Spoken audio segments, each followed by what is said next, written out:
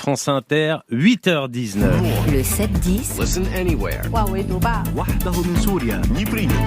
sur France Inter. Géopolitique, bonjour Pierre Aski. Bonjour Nicolas. Pierre, le prix du baril de pétrole a baissé hier et ça vous interpelle. C'est une étrange négociation qui se déroule dans les coulisses de la guerre au Moyen-Orient.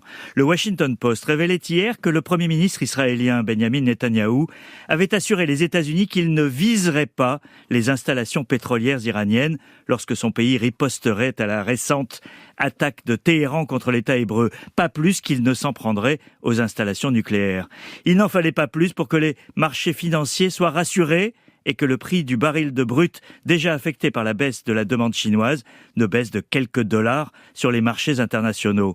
C'était le but recherché, une frappe israélienne contre le secteur pétrolier iranien, potentiellement suivie de représailles sur les pays pétroliers du Golfe, risquait d'envoyer le prix du baril à des niveaux stratosphériques, à $200 le baril, contre moins de 73 hier. Ça provoquerait une catastrophe économique mondiale. Le projet de budget français, par exemple, n'y résisterait pas.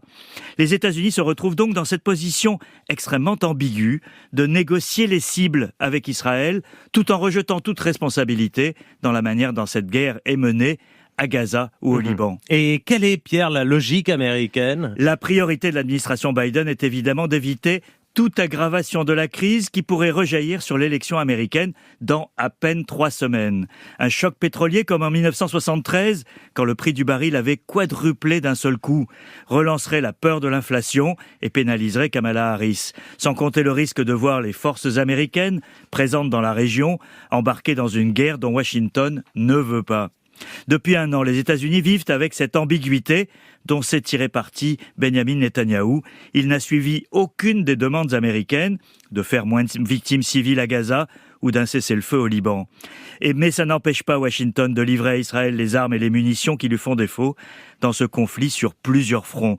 L'Iran est d'une autre nature, en raison du risque considérable d'escalade impliquant les États-Unis, d'où cette négociation serrée des cibles visées. Et Israël se satisfait-il de cette situation ? Alors sans doute pas, Nicolas, car Netanyahou veut depuis longtemps détruire le programme nucléaire iranien et affaiblir sa puissance. Il sera donc frustré de ne pas pouvoir le faire cette fois si les informations du Washington Post sont confirmées.